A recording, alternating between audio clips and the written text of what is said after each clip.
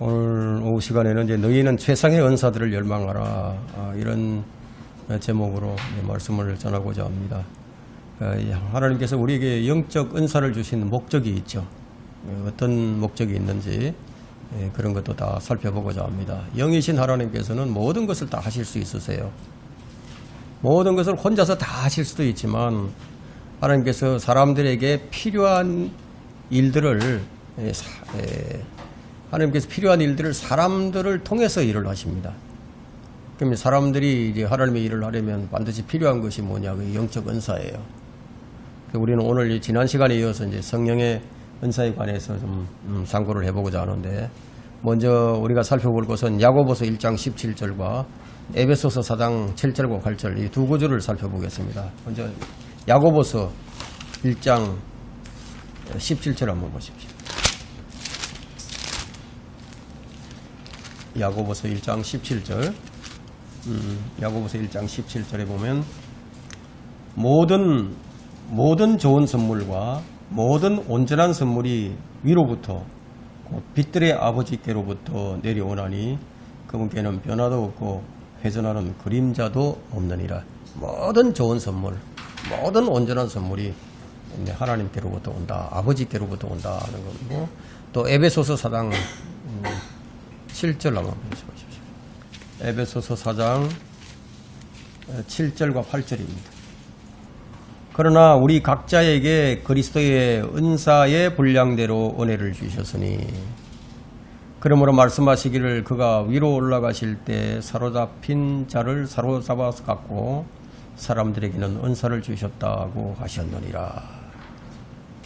자, 주님께서 우리 각 사람에게 은사를 주셨다고 했는데, 그러면 주님께서 주신 그 은사는 무엇일까요? 여러분은 은사에 대해서 어떤 생각들을 가지고 있습니까? 분명한 것은 영적 은사는 하나님께서 주신 아주 고귀한 선물이라는 것이죠. 본문의 말씀을 보니까 예수님께서 이제 하늘로 올라가시면서 각 사람에게 은사를 주셨다고 했는데, 그 예수님은 여러분들에게는 어떤 분이십니까? 여러분이 예수님과 이 관계가 있다면 여러분은 분명히 받은 은사가 있을 거예요. 그럼 좋은 것을 가지고도 그것을 사용하지 못하는 사람들이 있는 것처럼 이 성령의 은사를 가지고도 그것을 사용하지 못하는 사람들도 있을 수가 있습니다. 어떤 사람은 성령의 은사를 받으려고 기도를 합니다. 근데 아무리 기도를 해도 성령의 은사를 못 받아요. 그것은 왜 그런가 하면 그 사람이 은사와 권능을 구분하지 못하기 때문입니다. 그 사람들은 은사를 받으려고 하는 것이 아니라 권능을 받으려고 하는 거니까 못 받는 거예요. 자신이 뭔가 능력을 받아서 그 능력을 한번 발휘해보고 싶은 거예요. 자랑하고 싶은 거죠. 그런 사람들이 의외로 많이 있습니다.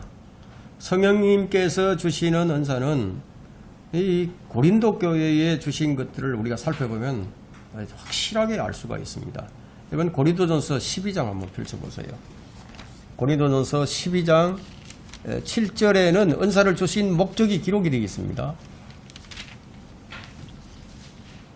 왜 은사를 주셨는지, 무엇 때문에 주셨는지 기록이 되어 있습니다. 7절에 보니까 그러나 각 사람에게 성령의 나타나심을 주신 것은 함께 유익을 얻게 하려 하십니다. 함께 유익을 얻는 거예요. 우리 개개인이 유익을 얻는 데 있는 게 아니고 함께 유익을 얻는 데 그 목적이 있다. 이게 무슨 유익이냐? 교회의 유익이에요.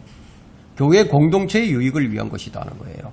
그리고 이제 8절을 한번 보세요. 12장 8절에, 고린도전서 12장 8절에 어떤 사람에게는 성령을 통하여 지혜의 말씀을 주시고, 또 어떤 사람에게는 같은 성령을 따라 지식의 말씀을, 또 어떤 사람에게는 같은 성령으로 믿음을, 어떤 사람에게는 같은 성령으로 병 고치는 은사를, 또 어떤 사람들에게는 기적들을 행함을, 어떤 사람에게는 예언함을, 어떤 사람에게는 영들을 분별함을, 또 어떤 사람에게는 여러 가지 방언들을 말함을, 어떤 사람에게는 방언들을 통역함을 주셨느니라. 그러나 이 모든 일은 한 분이신 같은 성령께서 역사하시어 그분께서 원하시는 대로 각 사람에게 나누어 주시느니라. 여러분들은 어떤 은사를 열망하고 있습니까? 여러분 어떤 은사를 받기를 원하십니까? 바울은 12장 마지막을 이런 말로 장식을 합니다. 12장 마지막에 보니까 내가 오히려 너희는 최상의 은사들을 열망하라. 최상의 은사를 열망하라. 이제 내가 너희에게 더 좋은 것을 보여주리라. 더 좋은 길을 보여준다고 했습니다. 그럼 최상의 은사가 무엇인지를 13장으로 넘어가면서 설명이 이어집니다. 그것은 모든 은사를 가졌다고 해도 사랑이 없으면 아무 소용도 없고 아무 유익이 없다. 그래서 고린도 교회는 가장 많은 은사를 받고도 가장 유익을 얻지 못하는 교회였어요. 바울은 이런 은사들을 자랑하는 고린도 교회를 책망하면서 13장의 마지막 장을 이런 말로 장식을 합니다. 그러니까 우리가 정말 가져야 할 은사가 무엇인지를 13장 마지막 한 절에 지금 담고 있죠. 이제 믿음, 소망, 사랑 이 세 가지가 있으나 이 중에서 가장 위대한 것은 사랑이니라. 가장 위대한 것이 사랑이다. 그래서 사랑도 그냥 사랑이 아니라 순수한 마음, 선한 양심, 가식 없는 믿음에서 나오는 사랑이어야 한다고 말합니다. 모든 계명의 목적이 바로 여기에 있죠. 이제 바울은 14장으로 넘어가면서 이렇게 말을 합니다. 14장 1절에 사랑을 추구하라. 사랑을 추구하라. 영적인 은사들을 열망하되 특히 예언을 할 수 있도록 하라. 자, 이 구절을 보면은 사람들이 은사를 추구하고 있음을 알 수가 있죠. 잘못된 은사를 구하고 있는 거예요. 오늘날 방언을 하는 사람들은 고린도전서 14장을 반드시 정독을 하고 또 정독을 해야 합니다. 그러면 방언 받기를 구하던 것을 그만두게 될 겁니다. 바울은 문제가 가장 많았던 고린도 교회에 편지하면서 영적 은사를 열망을 하되 최상의 은사를 열망하라. 이런 권면을 주고 있죠. 그러니까 여러분이 반드시 명심해야 할 것은 은사를 주신 목적이 뭐냐. 이걸 유념해야 됩니다. 공동체의 유익을 위한 것이라고 말하고 있어요. 주님께서 위로 올라가실 때 사람들에게 은사를 주신다고 했는데 주님께서 위로 올라가실 때 사람들에게 어떤 은사를 주셨는지 그것을 오늘 다루고자 합니다. 어떤 은사를 주셨을까요? 여러분은 어떤 은사를 받았습니까? 일반적으로 사람들이 생각하는 은사는 뭐 방언이나 예언이나 병고침이나 통역이나 뭐 이런 은사들을 생각하는데 그건 한 단면만 보고 전체를 보지 못했기 때문에 해서 거기서 나온 생각일 뿐이에요. 성령님께서는 자신이 원하시는 대로 각 사람에게 은사를 나누어 주신다고 했는데 그 은사를 하나님의 은사 또는 그리스도의 은사라고 부르게 됩니다. 그래서 에베소서 4장 7절에서 그러나 우리 각자에게 그리스도의 은사의 분량대로 은혜를 주셨다 이런 말씀이 있죠.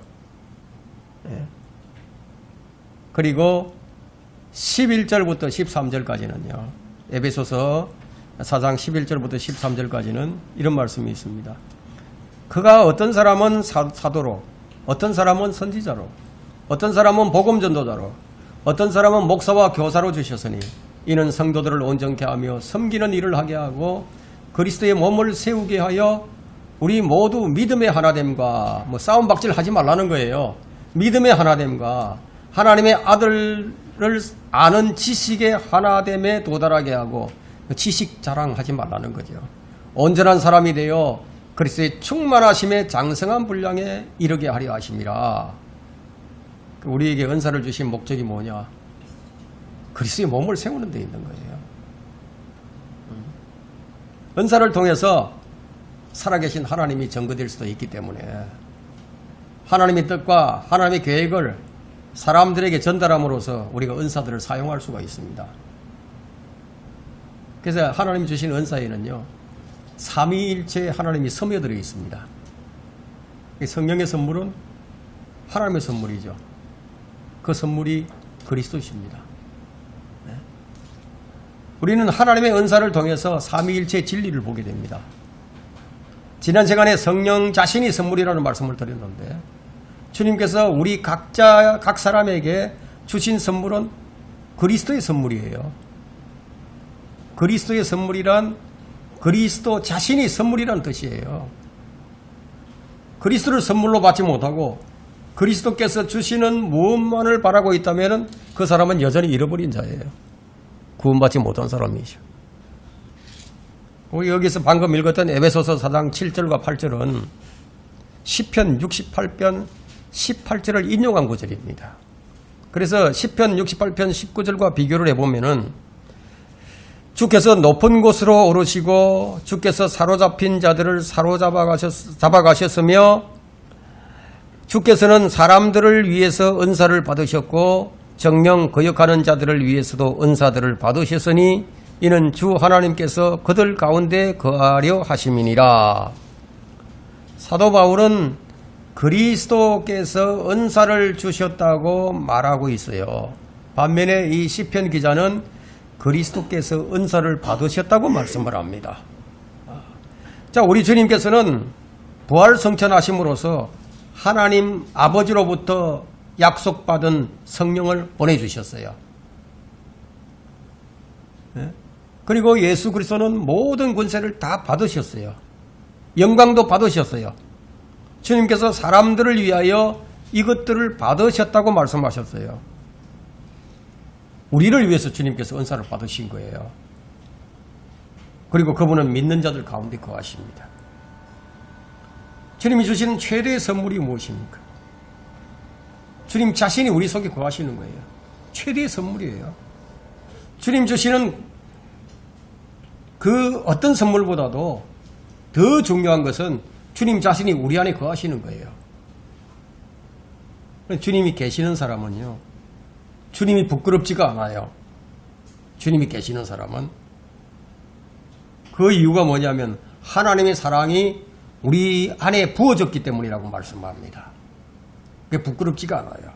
그래서 우리가 주님을 사랑할 수 있는 거죠.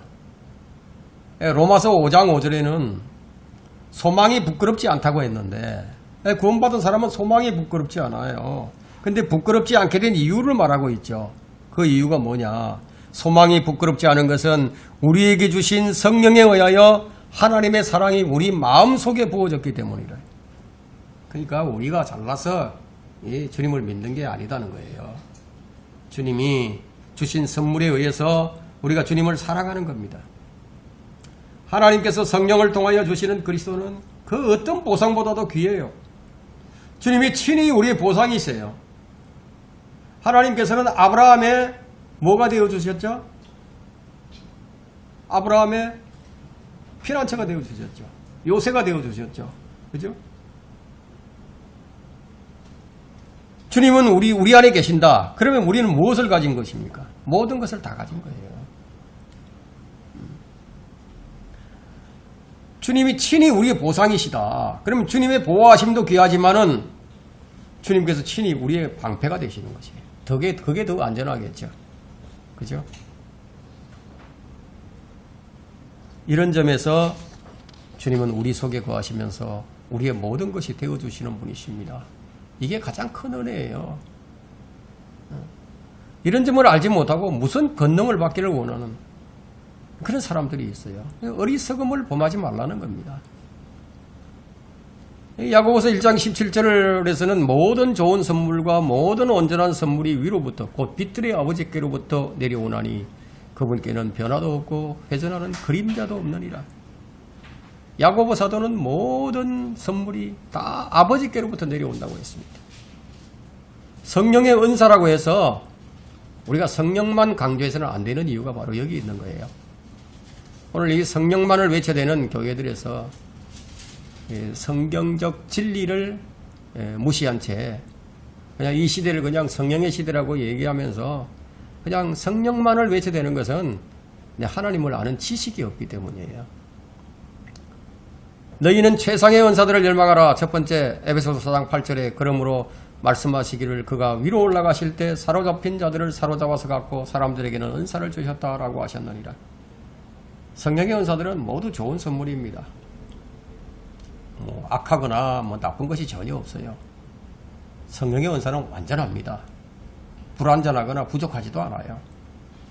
사람들은 누구나 선물 받기를 좋아하죠. 선물에는 다양한 의미가 이제 내포되어 있습니다.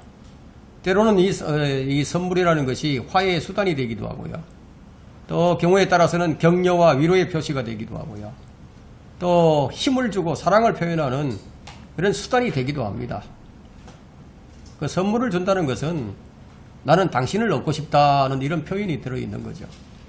그 예수 그리스도께서 교회를 신부로 얻으시면서 자신의 모든 것을 우리를 위해서 선물로 주셨어요. 그럼 여러분이 주님께 받고 싶은 선물이 무엇입니까? 여러분들이 받고 싶은 선물이 있다. 그럼 뭘 받고 싶습니까? 하나님께서 여러분의 가정에 주셨으면 하는 그런 선물이 있다면 그것이 무엇인지를 한번 생각을 해보세요. 그리고 지금까지 이미 어떤 선물들을 주셨는지도 한번 생각을 해보세요. 그 받은 선물이 무엇입니까? 돈입니까? 출세입니까? 명예입니까? 권력입니까? 건강입니까?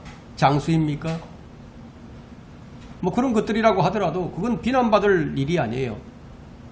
그 받은 것을 제대로 사용할 줄 알게 되면 그건 좋은 것이에요. 돈도 명예도 권력도 제대로 사용할 줄만 안다면 물질적 풍요가 죄가 아닙니다. 그러나 영적 빈곤을 해결하려는 의지나 그런 원함이 없이 전혀 없이 그냥 물질적인 것만을 구한다면 그것이 문제가 된다는 거예요. 이스라엘 백성들이 언제 타락을 했죠? 이스라엘이 대적이 막 쳐들어오고 전쟁과 기근과 전염병이 막 있을 때 그런 것인가요? 그렇지가 않았죠. 그들은 먹고 배부를 때 하나님을 잊어버렸습니다. 네? 우상 숭배하고 음행을 일삼았습니다. 우리는 이런 것을 교훈으로 삼아야 합니다. 호세아 12장 8절에는 에프라임이 말하기를 그러나 나는 부자가 되었도다. 내가 재물을 얻었으니 그들이 나의 모든 수고 가운데서 죄가 된 어떤 불의도 내 안에서 발견되지 못하리라 하였도다. 먹고 배부르죠. 안전하다. 이렇게 호언장담할 때 타락했다는 것이 역사의 증거입니다. 소돔과 고모라는 왜 죄악으로 심판을 당했죠? 그들이 빈곤해서인가요? 최고로 번성했고 먹을 것이 풍요로웠습니다. 선지자 에스겔을 통해서 주님은 보라 이것이 네 자매 소돔의 죄악이니 자만과 양식의 충분함이라. 게으름의 풍성함이 그녀와 그녀의 딸들 안에 있고 그녀가 가난한 자와 궁핍한 자의 손에 기운을 돋워주지 아니하여도다. 유대인이나 이방인이나 타락하는 것은 물질의 빈곤에서 오는 것이 아니고 영적 빈곤에서 온다는 사실을 보여줍니다. 절대 빈곤이라는 말이 있죠. 예? 먹고 살 것이 전혀 없는, 아주 정말 먹을 것이 전혀 없는 없을 정도로 가난한 상태. 이게 절대 빈곤입니다. 그 아프리카 같은 데 가면은 뼈만 남은 사람이 있어요. 아주 뼈만 있어요. 먹을 것이 없어서. 절대 빈곤이죠. 그러나 이보다 더 무서운 것이 뭐냐? 영적 빈곤입니다. 영적으로 피폐해지는 거예요. 교회의 타락과 배교는 물질적 풍요와 영적 빈곤이 함께 할 때 일어납니다. 전적으로 타락해버린 라오디게아인들의 교회는 자신의 모습을 보지 못하는 데 있었습니다. 네가 말하기를 나는 부자며 나는 부자다 이거. 부요하고 아무것도 부족한 것이 없다고 하지만 너는 비참하고 가련하며 가난하고 눈멀고 헐벗은 것을 전혀 알지 못하노라. 지금 이 시대가 그렇다는 거예요. 영적 기근이 허덕이고 있으면서도 전혀 알지 못해요. 영적 은사를 열망하는 분들 가운데 물질의 풍요와 건강을 원한다면 먼저 영적 빈곤을 해결하는 것이에요. 해결하라. 그것부터. 밭들의 소출이 풍성하기를 바라는 만큼 수입이 늘어나기를 원하는 만큼 내 안에 성령의 열매가 맺혀져야 되고 의의 열매가 맺혀져야 된다는 거예요. 더욱 풍성해지기를 원하고 구하라는 거예요. 그러니까 너희는 먼저 하나님의 나라와 그분의 의를 구하라. 그리하면 이 모든 것을 너희에게 더해 주실 것이다. 이스라엘이 영적인 것을 구하지 않고 물질적인 것만 구했어. 그 영적인 것을 영적인 것이 이루어질 때 물질적인 풍요가 온다는 것을 몰랐던 거예요. 그리스도인들이 모두 크고 좋은 집을 갖는 것을 이상하게 생각할 건 없죠. 그리스도인들이 잘 살면 좋은 거예요. 그런데 그 집에 살고 있으면서 가족 간의 의와 기쁨과 즐거움이 평강이 없다. 그러면은 광야에서 혼자 사는 것보다도 더 못하다는 거예요. 부부 간에 이 뜨거운 사랑이 있고 자녀 간에 이 형제의 우애가 있고요. 서로 간에 섬김과 희생이 있다면은 그런 집이야말로 가장 행복한 집이죠. 아무리 크고 넓은 집에 산다고 한들 거기 없다면 무슨 소용이 있겠어요.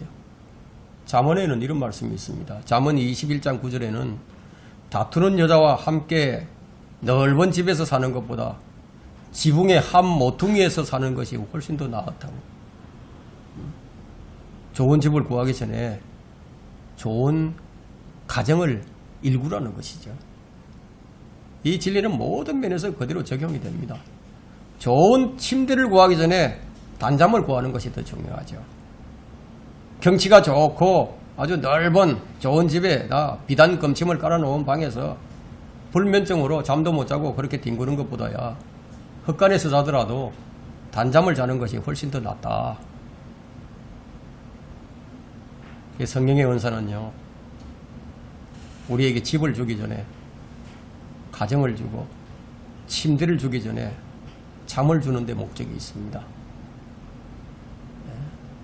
잠언 3장 24절에는 네가 누울 때 두려워하지 아니하리니 정녕 네가 누울 것이요 네 잠은 달리로다. 단잠을 자야 돼요. 사람들은 깊은 단잠을, 숙면을 취해야 됩니다. 단잠을 잔다는 것이 얼마나 큰 복인지 아세요? 걱정 대신에 평강이 그 속에 있는 사람은요, 잠이 달콤합니다. 걱정과 근심이 없어야 잠이 잘 와요. 몸이 아프지 않아야 잠이 달아요. 단잠을 잘 수 있다는 것은 큰 복이 아닐 수가 없습니다. 잠을 자고 깨는 일에도요, 주님이 함께 하실 때 단잠을 잡니다. 시편 3편 5절에는 내가 누워 자고 또 깨었으니 이는 주께서 나를 붙드십니다. 주님께서 나를 붙드셔야 된다. 이게. 내가 잠을 자든 내가 일어나든 주님이 나를 붙드셔야 된다. 그러니까 주님께서 내 생에 개입하는 사람이 있어요. 주님께서 그냥 내버려 두는 사람이 있어요. 주님께서 그 사람의 생을 붙들고 개입을 하는 그런 사람이 복 있는 사람입니다. 중요한 것이 뭐예요? 단잠이죠. 침대가 왜 있어야 합니까? 좋은 집이 왜 있어야 됩니까? 단잠을 자기 위해서 필요하죠. 고급 침대와 멋진 집이 아니에요. 중요한 것이 무엇인지 알자. 그걸 안다면은 좋은 집, 좋은 차를 구하는데 마음이 뺏기지 않게 될 겁니다. 잠언 6장 20절부터 22절을 한번 보세요. 잠언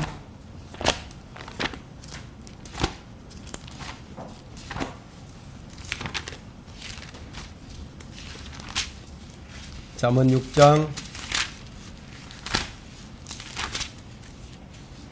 20절부터 22절. 내 아들아, 네 아버지의 명령을 지키며 네 어머니의 법을 버리지 말라. 그것들을 계속해서 네 마음에 묶어두고 네 목에 걸라. 그것이 네가 다닐 때에 너를 인도하며 네가 잠들 때에 너를 지켜주고 네가 깰 때에 너와 더불어 말하리니. 일상에서 늘 우리를 지켜주는 것이 말씀이라는 거예요. 아버지의 명령.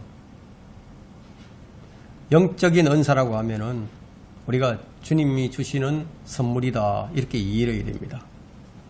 그것이 꼭 초자연적이거나 초자연적인 것을 의미한다고 생각하지 말아야 된다는 거예요. 물론 그것들이 은사일 수 있지만 그런 것들 이전에 우리 마음속에 사랑이나 믿음과 같은 이런 은사들을 추구하는 것이 더 옳다는 얘기입니다. 교회는 섬김의 은사가 훨씬 더 절실하게 필요합니다. 누군가가 내게 이렇게 베풀어 주었으니까 내가 베풀어야 되겠다 이런 생각이 아니라 먼저 내가 베풀고자 하는 거예요. 악한 영에 사로잡혀 거짓 은사를 자랑하는 것보다야 우리가 섬기는 은사가 훨씬 더 중요하죠. 그리스도께서는 각 성도에게 교회를 든든히 하는 은사들을 주셨어요. 너희는 최상의 은사들을 열망하라. 두 번째, 로마서 11장 1절에 로마서 1장 11절에 내가 너희를 보고 싶어하는 것은 내가 어떤 영적 은사를 너희에게 나누어 주어 너희를 굳게 세우게 하려 함이니. 이 바울이 영적 은사라는 말을 자주 사용을 했는데 이 목적이 무엇인지 나오고 있죠. 성도들에게 나누어 주고자 했던 이 영적 은사가 무엇입니까? 복음의 진리인데 너희를 굳게 세우게 하려 함이라고 말씀합니다. 굳게 세운다. 성도들에게 성경을 통해서 영적 진리를 가르쳐 주는 것은 바울이 각 교회에게 전하고자 했던 바로 영적 은사였습니다. 그가 로마 교회에다가 로마 교회에 갈 때 아주 큰 그에게 헌금을 들고 가는 것이 아니었어요. 그는 사슬에 묶여서 제수된 몸으로 가는 길이었지만 그는 2년 동안 그 셋집에서 하나님의 나라와 주 예수 그리스도에 관한 일들을 담대함으로 가르치는 일이 거기서 있었습니다. 가르치는 것은 무엇입니까? 영적 은사죠. 다스리는 것도 섬기는 일도 은사예요. 여러분 받은 은사들을 어떻게 사용하고 있습니까?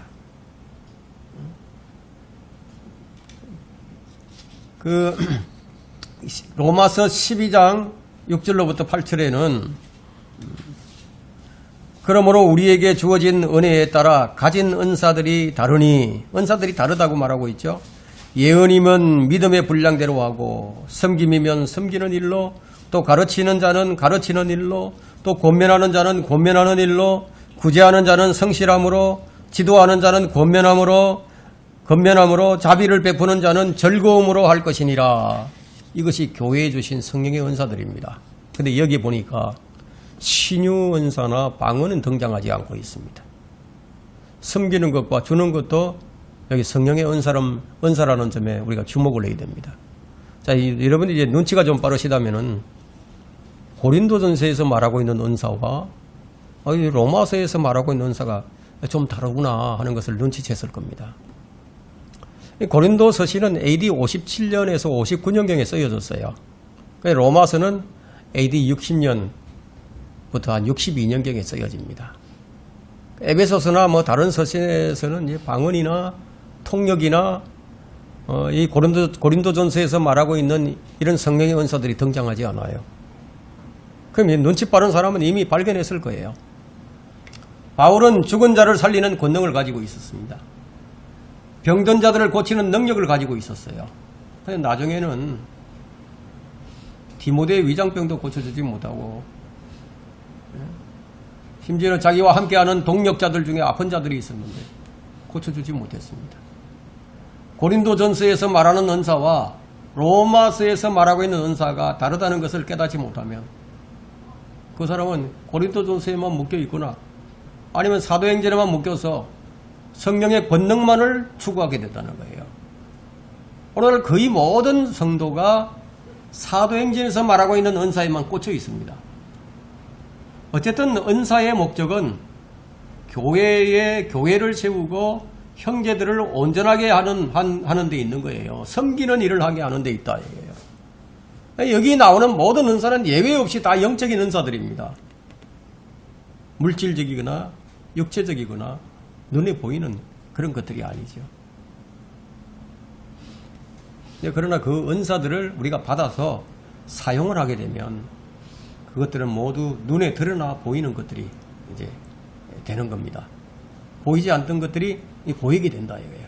그럼 우리는 받은 은사들을 잘 사용함으로써 수고하는 것으로, 사랑의 수고로, 열매로 드러날 수 있게 해야 한다는 거예요. 교회에서 덕을 세우는 일보다도 더 멋진 일은 없습니다. 바울은 자신이 복음의 일꾼 된 것을 하나님의 은혜의 선물에 따른 결과라고 말합니다. 이로써 그분의 능력이 효과적으로 역사하신 대로 내게 주신 하나님의 은혜의 선물을 따라 내가 이 복음의 일꾼이 되었노라. 바울이 복음의 일꾼이 된 것은 성령의 은사가 바울에게 주어진 결과였다는 겁니다. 바울 사도가 뭐 병고침이나 또 이 방언, 그러니까 외국어의 은사를 이제 받았는데, 바울이 이런 은사를 받았다, 이런 것에 대해서 열광하는 자들이 많이 있지만, 그가 받은 은사들의 핵심이 뭐예요? 핵심은 예언과 섬김과 가르치는 일과 권면하는 일, 주는 것, 다스리는 것, 자비 등등이었습니다. 그래서 사도 바울이 로마 교회 성도들에게 나누어 주기를 원했던 영적 은사들이 바로 이런 것들이었어요. 우리가 구해야 할 은사들 역시 영적인 은사들입니다. 영적인 은사들이란 말 그대로 물리적인 것이 아니다는 거예요. 그냥 영적 은사예요. 말 그대로 영이신 하나님께 속한 것이고 하늘에 속한 것이고 눈에 보이지 않는 것이고 내적이라는 의미가 있습니다. 그렇다고 육체적이지 않기 때문에 육신의 힘과 노력으로는 구할 수 없고 얻을 수 없다, 그런 것은 아닙니다. 물리적이 아니기 때문에 우리는 몸보다는 영과 혼에 더욱 신경을 써야 된다. 땅에 속한 것이 아니기 때문에 땅에서 나는 것들로는 마음을 채울 수 없다. 성령이 주시는 영적 은사들은 눈에 보이지 않지만 눈으로 보이게 드러나 보이는 거예요. 내적이지만 외적으로 나타내 보입니다. 하늘에 속한 것이지만 땅에서 실현되는 것들이에요. 예를 들어서 믿음의 눈에 보이지 않고 내적이다. 그러나 믿음의 삶이나 믿음의 결과는 행동으로서, 말로서 분명하게 나타납니다. 영적 은사가 이렇게 나타나게 된다는 거예요. 사랑도 역시 마찬가지예요. 영적이라고 해서 그냥 마냥 뜬구름 잡는 그런 식으로 영적 세계를 추구하는 것이 아니라는 얘기입니다. 여러분, 기쁨과 화평과 이런 것들은 내적이고 영적인 것들이죠. 근데 그 기쁨과 화평이 결과로 어디에 나타나죠? 얼굴에 나타나죠. 근데 생각과 말과 삶에 그대로 그냥 투영되어서 나오는 거예요. 내적인 것이 외적으로 나타난다, 이거예요. 그럼 영적 은사들은 모두 지극히 영적이지만 그 결과로서 일상생활의 삶의 원동력이 되고 결과로서 드러난다는 거예요. 그래서 영적 은사를 활용하는 사람과 그렇지 않은 사람의 차이, 그 얼굴에서 다 드러납니다. 우리가 받은 이 선물들을 잘 활용하게 되면 우리 삶이 영적으로만 이렇게 영입이 된다고 한다, 이게. 한번 나무를 보세요. 나무를 보면 나무의 핵심은 뿌리죠. 뿌리 있죠. 뿌리는 보이지 않지만 물을 흡수하고 양분을 흡수해서 가지로 흘러보냅니다. 그런 것 역시 보이지 않아요. 그러나 그 결과가 나타나죠. 잎이 나온다, 이게. 꽃이 피고 열매가 맺어집니다. 그런 것들은 모두가 보이잖아요. 내적인 것이 외적으로 드러나 보인다, 이게. 그럼 성령의 열매가 그러하다는 겁니다. 우리의 뿌리가 무엇입니까? 우리의 뿌리는 그리스도예요. 우리는 그분의 가지들입니다. 그리스도는 교회의 머리입니다. 우리 머릿속에서 어떤 생각을 한다, 이게.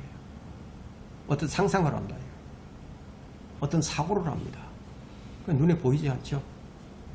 그러나 그것이 작품으로, 말로서, 일로서 그 무엇으로 행해질 때 우리는 그 사람의 생각과 사상과 그 사람의 정신세계를 볼 수가 있죠. 이게 다 겉으로 드러난다는 거예요. 마찬가지로 그리스도를 이 땅에서 볼 수 없어요.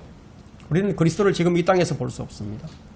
성도들을 통해서 사랑이 실천되고 믿음이 드러날 때 비로소 세상은 그리스도를 보게 되는 거예요. 이를 위해서 주님께서 우리 각 사람에게 은사를 주셨다. 우리는 뭘 해야 되죠? 그 은사를 가지고 드러내 보인다, 이게요. 참 비극적인 것은 성도들이 자신이 받은 은사들을 그냥 소홀히 여긴다, 이게요. 그리고 자기가 받고 싶은 것만 달라고 정신이 팔려서 인생을 허비해 버립니다. 여러분은 자신에게 주어진 성령의 은사를 알고 있습니까? 나는 무엇을 받았지? 어떤 은사를 받으셨죠? 성경에 따르면 구원받은 성도는 예외 없이 성령이 주신 은사들을 이미 소유하고 있다고 얘기합니다. 오늘 우리는 우리 자신이 가진 영적 은사가 무엇인지를 발견하게 됩니다.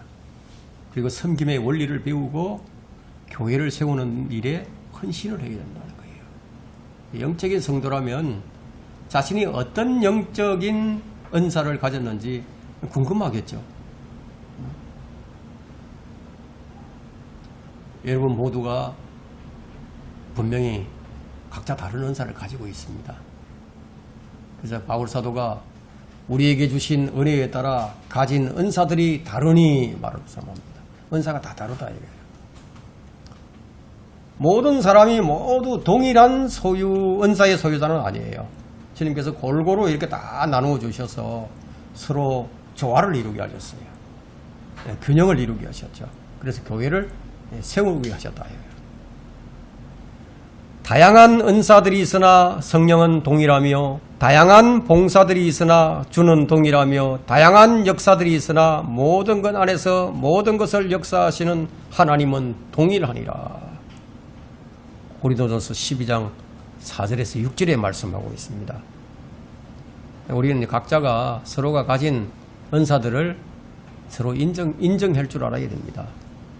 차별이 아니라 다양성이에요. 기능과 직무의 차이죠. 은사와 직무와 활동의 다양성은 이렇게 말을 합니다. 고린도전서 12장 12절에서 몸은 하나인데 많은 지체가 있고 한 몸에는 지체가 많아도 모두 한 몸인 것처럼 그리스도께서도 그러하시느니라.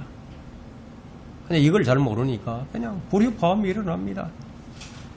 서로 시기하고 다투고 주님께서 주신 영적 은사의 목적을 알게 되면요, 그의 신앙생활은 활기가 있게 되고요, 즐거움이 있게 되고요, 감사가 있게 되고요, 기쁨이 있고 평안이 넘치는 것을 경험합니다. 예배에 참여하면요 기쁨이 오는 거예요. 신앙생활 하는 것에 활기가 차고 즐거움이 있다는 거예요. 그러면 그 생활에 감사가 있죠. 근데 그렇지 못하게 되면 영적인 피폐함에 빠져서 왜 이다지도 신앙생활이 힘든가? 왜 이렇게 힘이 든가? 이런 생각이 나오는 거예요. 영적 은사를 모르는 고린도 교회를 한번 보세요. 끊임없이 불협화음이 계속 일어났습니다. 여러분 고린도전서 12장 한번 펼쳐보세요. 고린도전서 12장 14절로부터 한번 읽어보겠습니다. 고린도전서 12장 14절 몸은 한 지체가 아니라 여러 지체로 되어 있으니 만일 발이 말하기를 나는 손이 아니므로 몸에 속하지 아니한다 하여 그것이 몸에 속하지 않는 것이냐? 또 만일 귀가 말하기를 나는 눈이 아니므로 몸에 속하지 아니한다 한다면 이로 인하여 그것이 몸에 속하지 않는 것이냐? 온몸이 한눈이라면 듣는 곳은 어디며 온몸이 듣는 곳이라면 냄새 맡는 곳은 어디겠느냐? 그러나 이제 하나님께서는 친히 원하시는 대로 지체들 각각을 몸 안에 두셨느니라. 만일 모두가 다 한 지체이면 몸은 어디 있겠느냐? 그러나 이제 지체들은 많아도 한 몸이니라. 눈이 나에게 나는 네가 필요 없다 하거나 또 머리가 발에게 나는 네가 필요 없다고 말할 수 없느니라. 뿐만 아니라 몸에 더 약하게 보이는 지체들이 오히려 더 요긴하고 우리가 덜 귀히 여기는 몸의 지체들에게 보다 많은 종기로 입혀주며 우리의 아름답지 못한 지체들은 더욱 아름다운 것을 얻으며 하나라는 것을 알아야 된다. 이게. 영적 은사들을 열망하라. 세 번째는 디모데후서 1장 6절에 그러므로 내가 너를 일깨우는 것은 나의 안수함으로 네 속에 있게 된 하나님의 은사를 불일듯 일어나게 하려 함이라. 불일듯 일어나게 한다. 우리 속에 있는 은사를 불일듯 일어나게 한다는 거예요. 은사를 받은 사람들이 모두 그리스도의 몸의 지체 하나하나에 해당을 하는데 이는 너희는 그리스도의 몸이요 개별적으로는 그 지체들이라. 그렇다면 나는 어디에 속하죠?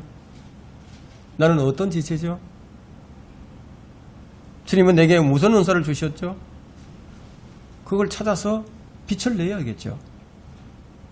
첫째, 성경에서 영적 은사와 관련된 본문들을 우리가 차분하게 읽어보면 그 내 안에 있는 은사들을 발견할 수 있습니다. 여러분들이 로마서 12장이나 고린도전서 12장부터 14장, 에베소서 4장, 베드로전서 4장 등에 나오는 성령의 은사들에 대해서 읽어보면요, 자신에게 해당되는 그런 은사들이 있음을 발견할 수 있습니다. 이 구원받기 전에는 별다른 재능이 없었던 분야였는데 구원받고 난 후에 확실하게 달라진 부분이 무엇인가 한번 생각을 해보세요. 예를 들어서 이제 회중설교, 가르치는 능력, 이런 것들이 있죠. 다양하게 한번 생각을 해보세요. 은사는 훈련에 의해서 개발될 수도 있습니다. 이전에는 섬김받는 것을 좋아했는데 근데 이제는 섬기는 일을 좋아하게 되었다. 그렇다면 그 사람은 섬김의 은사를 받은 거죠. 이전에는 받는 것을 좋아했는데 이제는 주는 것을 좋아하게 됐다면 그것은 주는 것에 대한 은사를 받은 것이죠. 받은 은사를 모를 수도 있어요. 여러분이 은사를 받았는데 모를 수가 있어요. 디모데가 그랬습니다. 그래서 바울이 지금 그를 일깨워 줍니다. 그것이 디모데후서 1장 6절인데 그러므로 내가 너를 일깨우는 것은 나의 안수함으로 네 속에 있게 된 하나님의 은사를 불일듯 일어나게 하려 함이니라. 이처럼 성도들이 받은 은사를 활용하지 못하고 잠을 자게 할 수도 있다는 거예요. 그러니까 우리가 설교를 듣고 성경을 읽을 때 그때 이제 이 은사가 무엇인지 불일듯 일어나게 된다는 거예요. 그 디모데가 받은 은사는 가르치는 일과 권면하는 일이었는데 무엇보다도 받은 은사는 잘 활용해야 됩니다. 여러분은 이 달란트의 비유나 머나의 비유를 잘 알고 있을 겁니다. 그러면 10머나를 벌었던 이 일꾼이 있고 5머나를 번 일꾼이 있고 하나도 벌지 못한 일꾼들이 있는 거예요. 주님은 잠재우고 있는 은사들을 말씀을 통해서 일깨워 주십니다. 여러분 각자에게 은사가 있다는 것을 기억하시기 바랍니다. 두 번째는 신약교회의 안수는요, 일반적으로 장로회에서 안수해서 목사와 집사를 세우게 됩니다. 이 안수는 요식행위가 아니라 하나님께서 그 직무를 감당할 수 있는 은사를 부어주시기 위해서 구하는 거예요. 그래서 디모데전서 4장 14절에는 장로회에서 안수함으로써 예언에 따라 네게 주어진 네 안에 있는 은사를 소홀히 여기지 말라. 사도 바울이 이제 아나니아에게 이제 안수를 받고 성령으로 충만해졌어요. 이런 근거로 해서 이제 부흥사들이 이제 부흥 집회를 하게 되면은 아무에게나 그냥 안수를 해줍니다. 근데 크게 잘못된 거예요. 여러분 부흥 집회 가면은 막 안수를 하죠. 신약교회는 사역자를 세울 때 안수를 합니다. 그러나 경솔이 아무에게나 해서는 안 된다는 거예요. 안수 받으면 방언을 하고 병이 낫고 어떤 은사를 받게 된다는 줄로 그렇게 생각해서는 안 된다는 거예요. 안수에 대한 주의사항이 이제 경고로 주어져 있습니다. 아무에게나 경솔히 안수하지 말고 다른 사람들의 죄들의 동참자가 되지 말며 네 자신을 정결하게 지키라고 디모데전서 5장 22절에 말씀하고 있고요. 또 사도행전에서는 집사들을 선임할 때 여러분 어떤 사람들을 세웠죠? 너희 가운데서 성령과 지혜로 충만하여 훌륭한 평판을 듣는 7 집사를 찾아서 일을 맡기고. 안수는 아무에게나 하는 것이 아니다는 거예요. 세 번째, 특별히 열망하는 은사가 있으십니까? 여러분들이 특별히 열망하는 은사. 영적 은사는요, 열망할 때 주어질 수 있어요. 고린도전서 12장 31절에서는 오히려 너희는 최상의 은사를 열망하라. 또 14장 1절에서는 사랑을 추구하라. 영적인 은사들을 열망하되 특별히 예언할 수 있도록 하라. 그 영적인 은사들의 무지한 것은 하나님 뜻이 아닙니다. 영적 은사들을 알고 사용하고 나누어 줄 수 있는 사람이 되어야 된다. 영적 은사들에는 열심히 있어야 됩니다. 그래야만 교회를 세울 수가 있어요. 너희가 영적인 은사들을 열망한 이상 교회를 세우는데 풍성하기를 구하라. 고린도전서 14장 12절에 여러분 이제 교회가 얼마나 중요한지 아셔야 됩니다. 주님께서 이 반석 위에 나의 교회를 세우리니 말씀하셨죠. 주님께서 교회를 세우셨어요.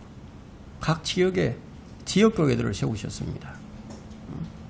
그런데 교회는 섬기는 사람이 필요한 거예요. 가르치는 사람도 필요하죠. 그래서 구하라고 하셨어요. 구하라. 그래서 내 안에 그런 은사가 주어지면요, 그 일로 교회를 세우는 일을 하면 되는 거예요.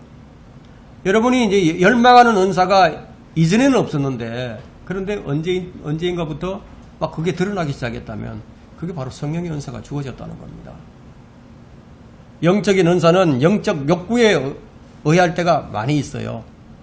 자신이 영적으로 꼭 이루고 싶은 욕구가 생기면요, 우리가 주님께 그 분야에 관해서 구해야 하는 거예요. 은사를 구하라고 하셨어요. 내게 주어진 은사를 통한 사역은 열매를 맺습니다. 축복을 동반합니다. 여러분이 소유한 영적 은사를 찾으라는 거예요. 여러분, 하나님은 서두르지 않으세요. 우리는 서두르지만 하나님은 서두르지 않습니다. 실패를 거듭한다고 할지라도 하나님께서는 환경이 아니라 하나님을 보여주면서 주신 은사를 온전케 하는데 마음을 기울이게 된다면 때가 되어 반드시 열매가 맺게 됩니다. 여러분의 재능에 의해서가 아니라 영적인 성령의 은사가 있을 거예요. 평소에는 그렇지 않았는데 주의 일을 시작만 하면은 그 일에 대해서 지혜가 생기는 거예요. 어떤 지혜가 생겨. 근데 막힘이 없이 그냥 술술 풀리는 그런 것들이 있다면, 그러면 여러분 안에 그 은사가 주어진 무엇이 있다는 거죠. 그런 은사를 받았다는 거죠. 아니, 은사를 잘 모르겠다. 나는 어떤 은사를 받았는지 잘 모르겠다. 뭐 그럴 때는 여러분 주위에 아주 성숙한 그리스도인들이 있다면 그리스도인들에게 자문하는 것도 좋습니다. 여러분을 잘 아는 사람이라면 더 좋겠죠. 여러분을 관찰하는 사람이 있다면 여러분이 발견하지 못하는 은사를 이미 알아차리고 있겠죠. 형제는 무슨 은사가 있는 것 같아 라고 말을 해주는 분들도 있을 거예요.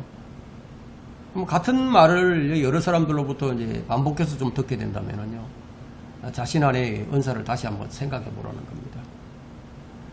영적 은사들에 대해 정통하고 있는 다른 형제들과 교제 시간을 가져보는 것도 좋은 도움이 될 수도 있습니다. 그리고 이제 다양한 교회 사역에 동참해 보는 것도 도움이 될 수 있습니다. 기회가 주어지는 대로 참여를 해보게 되면 그럼 자신의 은사가 어디에 있는지 쉽게 찾을 수가 있습니다. 자신이 부딪혀서 일을 해보면요, 자신이 미처 발견하지 못했던 그런 재능이나 어떤 기호를 발견하게 되고 은사를 찾을 수도 있게 됩니다. 또 끊임없이 자신의 관심 분야를 점검해 보는 것도 좋겠죠. 잘하지 못하지만 계속해서 관심이 막 끌리고 있고 또 하고 싶은 마음이 이렇게 끊어지지 않는다면 그 안에 그런 은사가 주어질 가능성이 많습니다. 여러분들에게 이제 간략하게 여러분들이 가진 은사를 발견하는데 도움이 될 만한 어떤 참고 사항을 제가 이제 말씀을 드렸습니다. 은사를 원하는 것도 중요하지만 빌립보서 4장 19절에는 필요를 구하라고 말씀하고 있습니다. 필요를 구하라. 형제들을 돌봐주고 섬길 수 있는 그 무엇을 구하라고. 하나님의 교회를 세울 수 있는 것들이 무엇일까 생각을 해보고 그걸 구하라는 거예요. 은사의 목적이 무엇인지 우리가 그걸 기억을 해야 됩니다. 함께 유익을 얻게 하기 위함이다. 내 자신의 개인의 유익만을 위한 것이 아니라 공동체가 함께 유익을 얻는 것이다. 여러분들이 오늘 다른 건 몰라도 이건 하나는 기억을 해야 됩니다. 결론을 맺겠습니다. 히브리서 2장 4절이에요. 하나님께서도 자신의 뜻에 따라 표적들과 이적들 다양한 기적들과 성령의 은사들로 그들에게 증거하셨느니라. 주님은 성령의 은사들로서 자신을 증거하셨어요. 성령의 은사들이 각인에게 드러나게 하는 것이 하나님의 증거 방법이에요. 우리가 내가 가진 은사를 가지고 하나님을 증거하는 방법이 될 수도 있다는 겁니다. 만약에 성령의 은사들을 사용하지 않고 그냥 묻어둔다면은 그리스도께서 여러분을 통해서 나타나실 수가 없죠. 그래서 우리는 이제 받은 은사들을 통해서 주님을 증거하는데 아주 최선을 다해야 됩니다. 보이지 않는 영이신 하나님께서 어떻게 드러나게 증거를 하시는가, 어떻게 드러나게 증거하시는가, 바로 여러분에게 주어진 그 은사들을 통해서 나타나게 하신다는 거예요. 우리 안에 주신 성령의 다양한 은사들을 통해서 우리가 교회를 세우고 또 열매를 맺고 영적인 일들을 수행하게 될 때 그때 비로소 하나님이 증거가 됩니다. 은사의 궁극적인 목적은 예수 그리스도를 나타내는 것이어야 한다. 이게 중요합니다. 성령 사역의 주된 목적이 뭐예요? 그리스도를 증거하는데 그 목적이 있죠. 은혜의 선물이 없이는 누구도 주님의 사역을 감당할 수가 없습니다. 하나님의 은혜의 선물은 성령의 은사에 따른 것이다. 여러분 이것을 기억하시고 하나님께서 주신 은혜의 선물이 바로 성령의 은사들이다. 그러면 여러분들이 돕는 자가 되고 섬기는 자가 되고 가르치는 자가 되고 권면하는 자가 되면 그것이 바로 성령의 은사들이라는 거예요. 성령의 은사들에 대한 올바른 성경적 조명을 이제 받으시고 성령의 은사들이 계속해서 불일듯이 일어나서 주의 사역을 잘 감당하는 여러분들이 되시기를 간절히 부탁을 드립니다.